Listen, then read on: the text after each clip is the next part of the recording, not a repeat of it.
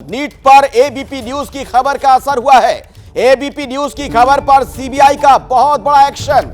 CBI ने एक आरोपी को, मनीष जिसका नाम है, गिरफ्तार कर लिया है।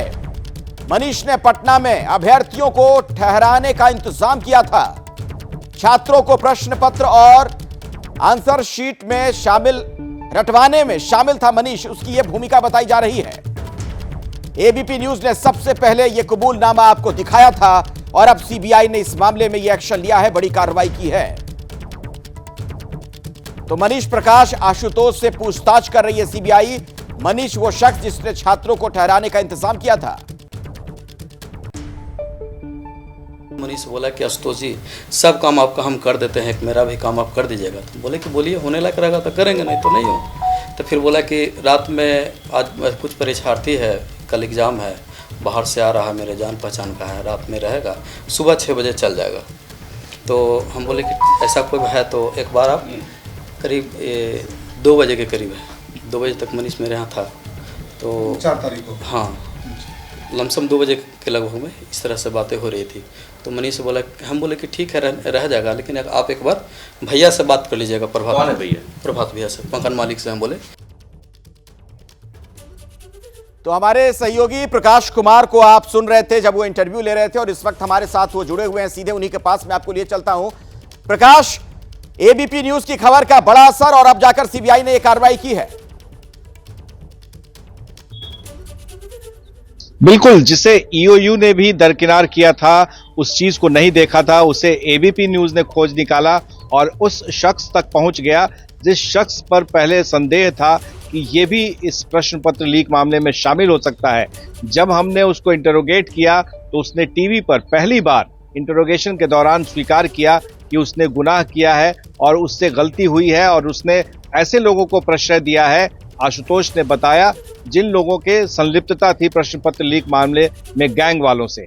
तो ये जो गैंग वाले थे उसके बीच की कड़ी मनीष रंजन, और मनीष रंजन एक और शख्स से जुड़ा हुआ है, मध्यम। अब देखना होगा कि सीबीआई मध्यम तक कब पहुंच पाती है, क्योंकि मध्यम और मनीष दोनों एक ही गांव के रहने वाले हैं।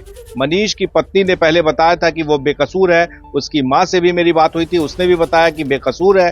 लेकिन सच्चाई यह है कि अब सीबीआई इन लोगों को अपने गिरफ्त में ले चुकी है और इनसे जानकारी इकट्ठा कर रही है कि इस गैंग में आगे और कौन कौन से लोग थे, क्योंकि एक के बाद एक कड़ी, ये अहम कड़ी थी जिस कड़ी के माध्यम से उस तक पहुंचा जा सकता था जो प्रश्न पत्र लीक करने का सरगना था। सबसे पहले एबीपी न्यूज ने ही यह दिखाया था कि मकान मालिक और किराएदार के बीच में क्या संबंध थे, किराएदार ने फिर कैसे इंतजाम किए, मनीष के कहने पर वहां पर लड़कों को रखने का इंतजाम किया, प्रश्न पत्र भी उसी जगह पर आया, प्रश्न पत्र भी रटाए भी गए थे उस जगह पर, लर्न एंड प्ले स्कूल में, जहां पर आशुतोष और मनीष, ये सब कुछ इन्हीं दोनों की देखरेख में हुआ था।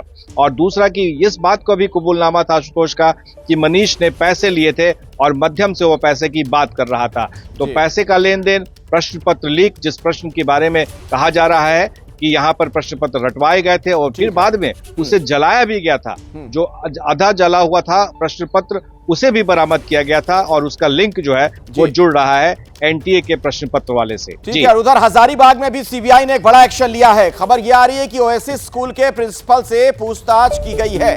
कई घंटों तक एहसान उल हक से सवाल जवाब किए गए। सीबीआई ने एहसान के फोन, लैपटॉप भी जब्त कर लिए हैं। स्कूल के वाइस प्रिंसिपल का भी फोन और लैपटॉप जब्त कर लिया गया है। तो तमाम जो इलेक्ट्रॉनिक सबूत हैं वो भी जुटाए जा रहे हैं।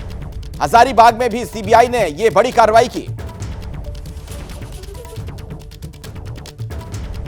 और आइए शशांक के पास अब मैं आपको लिए चलता हूं। शशांक, ये जो हजारीबाग में कार्रवाई हुई है उससे जुड़ी कुछ और अहम जानकारी मिल पा रही है क्या?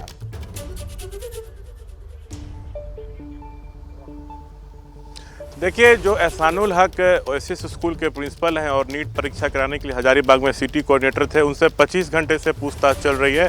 आज सुबह उनको सीसीएल गेस्ट हाउस से ओएसिस स्कूल ले जाया गया था। उसके बाद फिर उनको यहाँ सीसीएल गेस्ट हाउस लाया गया है। कैमरा पर्सन विशाल आपको तस्वीरें दिखा रहे हैं और उनसे पूछताछ हो रही है। और साथ में स्कूल के 6 स्टाफ और भी हैं, उनसे भी पूछताछ हो रही है। सीबीआई हर पहलुओं पर जो है विचार कर रही है, बातचीत कर रही है, सवाल जवाब जो है वो किए जा रहे हैं। और इनका आज फ़ोन भी जो है वो जब्त किया गया है, लैपटॉप जब्त किया गया है और एफएसएल की टीम भी जो है स्कूल के अंदर मौजूद है।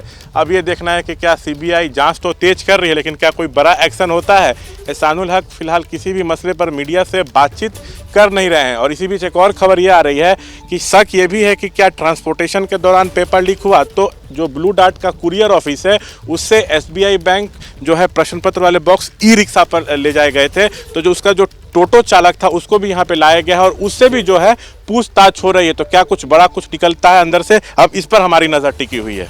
बिल्कुल। और देखिए, नीट पेपर लीक से जुड़ी एक और बड़ी जानकारी सामने आ रही है। आरोपी गंगाधर की पत्नी ने एक बड़ा दावा किया। उत्तराखंड पुलिस ने हिरासत में लिया है। 25 जून की सुबह 9:30 बजे हिरासत में लिया गया। पत्नी ने गंगाधर को बेकसूर और बेगुनाह बताया है। आरोपी गंगाधर की पत्नी ने यह बड़ा दावा किया। उनका यह कहना कि बेकसूर है, बेगुनाह है। नीट पेपर लीक से जुड़ी अभी की एक बड़ी जानकारी आप तक मैं पहुंचा दूं। आरोपी गंगाधर की पत्नी सामने आई है। उन्होंने यह दावा किया कि उत्तराखंड पुलिस ने हिरासत में लिया है और 25 जून की सुबह लगभग 9:30 बजे के आसपास यह कार्रवाई की गई थी। हम तो उन्हीं को पता है, मुझे नहीं पता।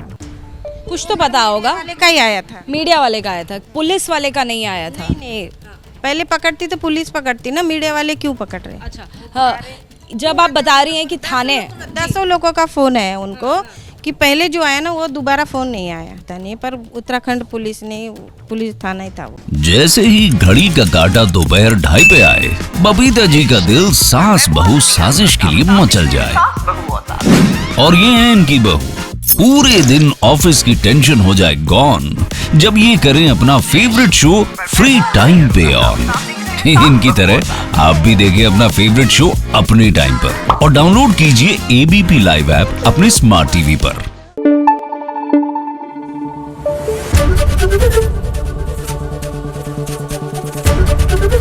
एबीपी न्यूज आपको रखे आगे।